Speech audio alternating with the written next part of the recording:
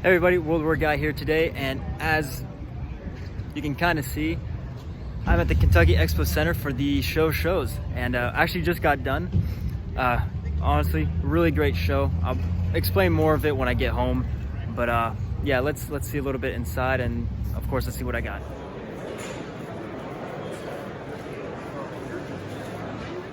All right, everybody. So as you can see from that one short video, it was a massive show. I mean, for those who know what it's about, you know how big it is. But that was my very first time ever going.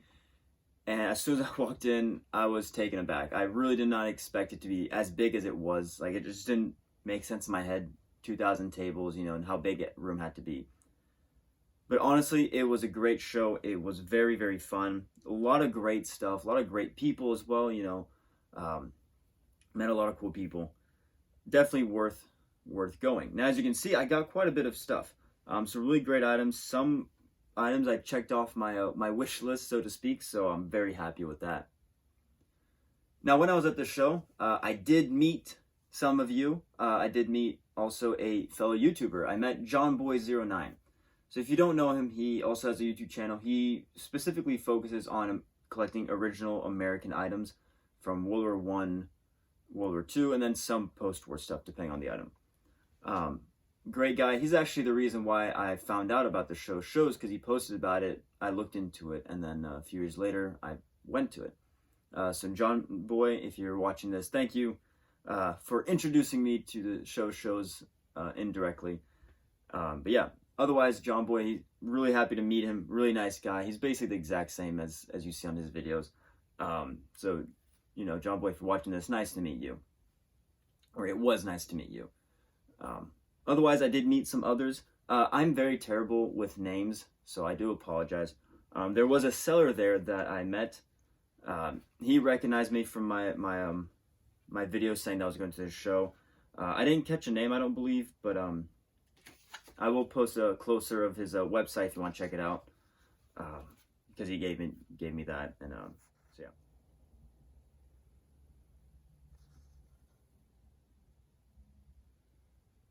There was also another person that I met. I apologize. I really forgot your name. Like I said, I'm awful with names, but I remember your face. So if he's a viewer, I met him. If you want to put your name down or just say it's me or whatever in the comments, you can, you know, just so people know it's you. But I met another viewer. Very nice guy. He was also buying some American stuff, I noticed. So he had Jeep cap. He had some gloves. Daisy May cap, I believe. Really nice to meet you as well. And then there was also a young kid. He noticed me off TikTok, though, but he noticed me. He was a very nice kid. He was pretty young.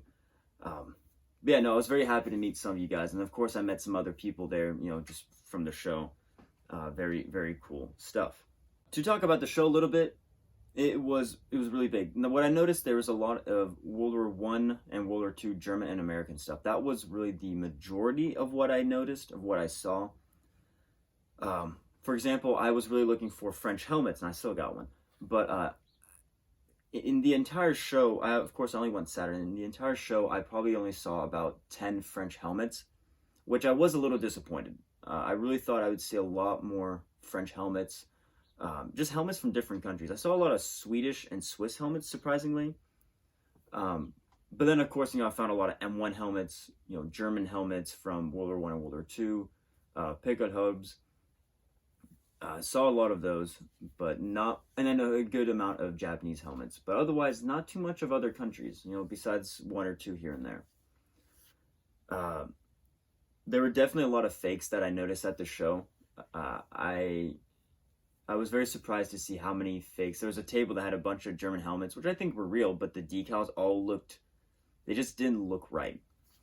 There were some with like painted decals. It was very interesting to say the least. So definitely study up on what you want to buy so you know what to look for to make sure it's not fake.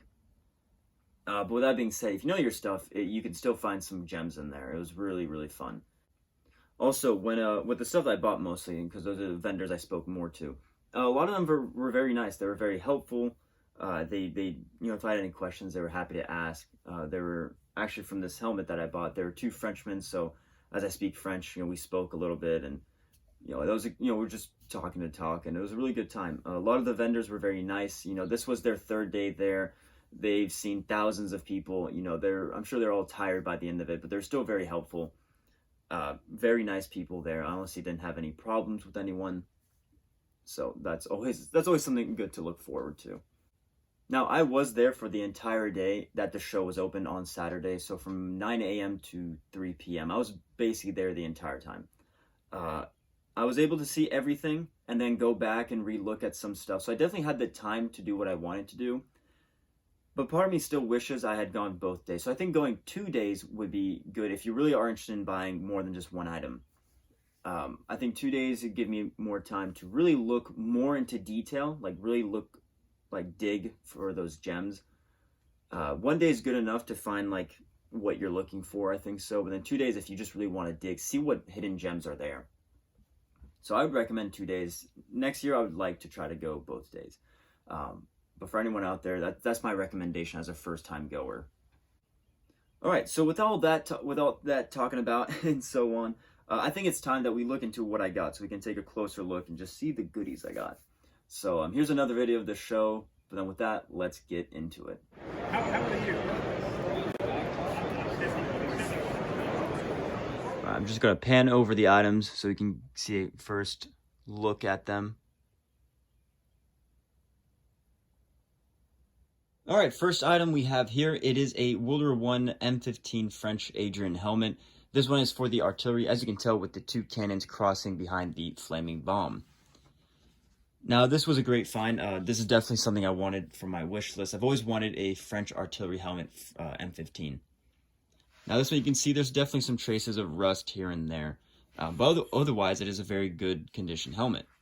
When we look closer, you can see spots where the paint, or where the helmet was painted over. So it used to be the lighter horizon blue, but then later on during the war, it was painted the correct darker blue.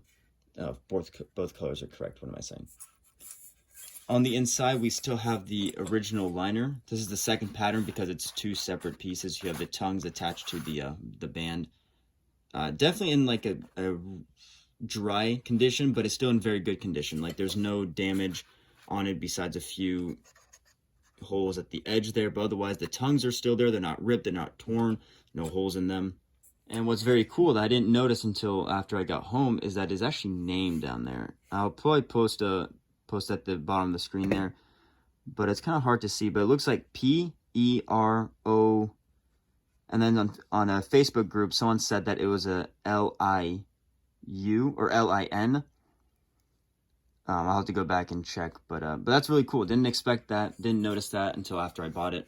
Yeah, the badge is a little wiggly, but it is definitely original. As you can see, sort of on the back, you can see the outline of where the badge used to stick, and then the color is the same shade of color as the rest of the helmet. So I do believe this is the original badge to the original helmet. So here we have a original World War II Belgian frog. I forgot the model number for it, but so the bayonet I already had, but the frog is what I found there. And I'll go ahead and take it out so you can see closer.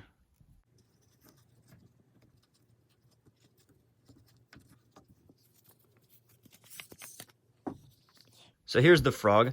Definitely in a dry state. It's very hard to squeeze this, so I don't really want to try to bend anything. But otherwise, everything is there. You still have the loop or the strap at the top here, which is usually not there as far as I'm aware, because it's just it's just placed in there. You still have the strap here with the buckle, the original buckle. All the rivets are there. The stitching is in good condition. Honestly, a very good piece. And the funny part is I was walking around. I was passing this table that I noticed had bayonets and frogs, and I thought nothing of it. And then as I was about to pass through it and move on to the next table, I'm like, let me just take a quick glance, just a quick glance. I turn around my head, I see this, I'm like, wow, I know exactly what that is. Picked it up, looked at it. Seller saw I was interested. He said, Belgian frog, and I was like, cool. And he told me $65, and I'm like, okay, good enough, because in the U.S. that's very these are very rare, and I've usually seen them go for a lot more than that. So, very good price, if you ask me. All right, here, this is arguably my big ticket items. So going to the shows, I really wanted to come home with something like a wow item, that you look at and you're like, wow, that's really cool. So in other words, I wanted a very good condition item or a very rare item or something like that, very uncommon. And this is what it is. Now, to you, you may just seem like, okay, it's a World War II M31 German canteen. What's the big deal? You know, they're very popular. Yeah, they are. But this one, it's all original and it's all matching numbers to a 1938 year. So first we can see the cup is original to it, HRE 38. And look at the condition of this cup. You have about 95% of the paint left on it. A few nicks here and there. The inside is beautiful condition with the exception of this right here with some corrosion or something there. The cap, although the light is reflecting on it, it's hard to see, but it's a HRE 1938 as well. Very good condition. Inside, you still have the rubber gasket. Sure, it's broken, but it's to be expected, considering how old this is. On the back, you have the manufacturer for the hook, which a lot of originals don't. I believe this is just an early war thing to put the manufacturer on the back. On the flask itself, again, the reflection is hitting it, but you see HRE 38. So matching there. And then the cover itself is marked very well, HRE 1938.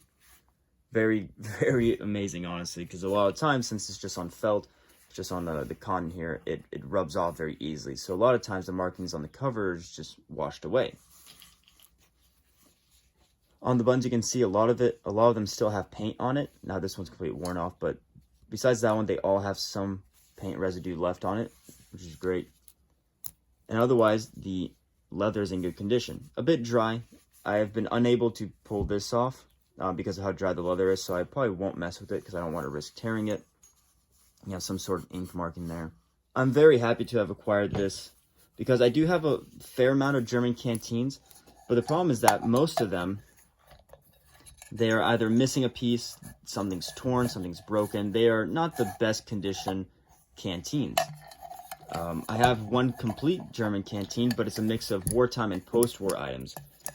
So I really wanted a all original, all matching, well, maybe not matching, but all complete German canteen to fill my collection. Oops. And I forgot to close the flask.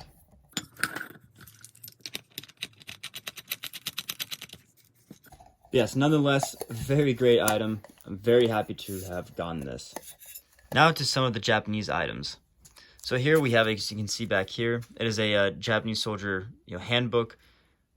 As you can see, Reserve Soldier Certificate for the second class soldier Aoki Nabutaro, sharpshooter from the Nagoya district.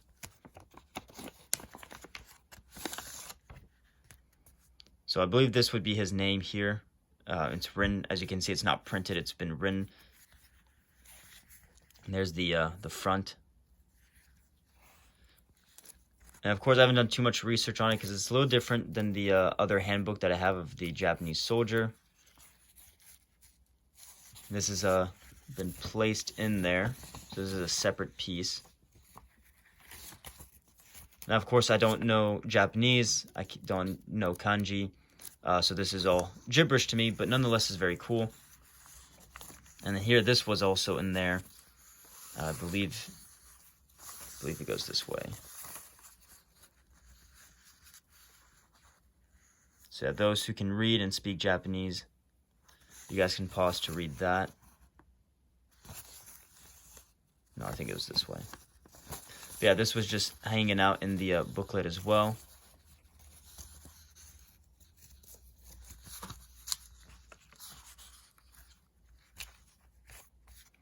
But yeah, definitely a cool item. And then here we have a little candy bag. This would contain little sweets for the Japanese soldier. On the front here, I believe it would just say flat cannon or flat gun, something similar to that. You can see I just love the vibrant colors, and I love the Japanese artwork on these paper items. And then here are two little packets for medicine, and these were for stomach pain. And I just love the artwork. You have some sort of bear on it. Very beautiful. On the back here, you have more writing. One thing I didn't notice is that it says no retail tax in English. Thought it was a little bizarre. 15 yen today would be about 13 cents.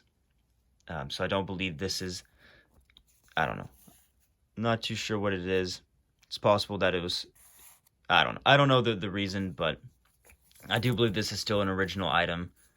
And the cool part is that it still has the medication inside. You can see that bump there. Here's another example of a medicine tablet for stomach pains. You have a very interesting looking wolf or cat there. And again, more writing on the back. And this one has the medicine inside. Very curious to what it looks like, but I won't open it. Not that curious. And then here we have 2 sake cups. So this one, actually, my girlfriend, we went together, and she got this for me as a gift. Yeah. Apparently, the seller was telling her that this was made of wood. It's very light, so it must be a very light wood. I don't know which wood would be used. It's good condition. You just have a small chip there. But otherwise, very beautiful piece. I love the vibrant red. And here, I got this. It is a sake cup, again. And you can see in here you have 2 Japanese flags, a helmet, and flowers. Maybe lotus flowers. I'm not too sure. And that's what the outside looks like. And then what I could find online is I believe this was a commemorative cup for the war in China. Now, I'm not exactly sure if it was for a certain battle or just if you served in China, but it was related to the war in China for the Japanese soldiers.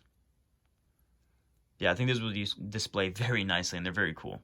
And the very last item, not the most special item, but it was nice to have one. It is just a simple stripper clip for the 7.65x53 ammunition. This is most likely an Argentinian stripper clip, but I got one just so I could use it for my Belgian Mauser instead of using my 8mm Mauser stripper clips. Either way, they both worked, but it was nice to finally get one that is made for that caliber. And now, this is nothing military. I just thought it was interesting. So the seller I bought the sake cup and the paper items from, he gets his items straight from Japan. He goes there about 3 times a year, which is a lot. I don't know where he has the money for that. But he wrapped the sake cups in Japanese newspapers. So I just thought that was pretty interesting. This one's from 2019. I just thought that was pretty cool to show. And this is just a business card that we found. To be honest with you, I didn't really look at the table too much because it wasn't things I was interested in buying. But I just thought that was a cool little business card that I just wanted to share with you guys. All right, everybody. So that was a close-up of the items. Like I said, some really great items. I was very, very happy to come home with these. Some of these things I wasn't even expecting to buy, for the most part, such as the frog here. That was an incredible find. With that being said, that also concludes the monthly update because this is really all I got this month since I was saving money for the show. So that's the end of the monthly update video, unofficially. And that is the video for my first show of shows. So definitely worth it. I definitely want to go back again next year. And I encourage anyone who wants to go. Find a time. Try to clear your schedule to go. It's definitely worth the trip, the long drive for some. So with that being said, if you enjoyed the video, please drop a like, write a comment, share, and subscribe. But besides that, you guys have a great day.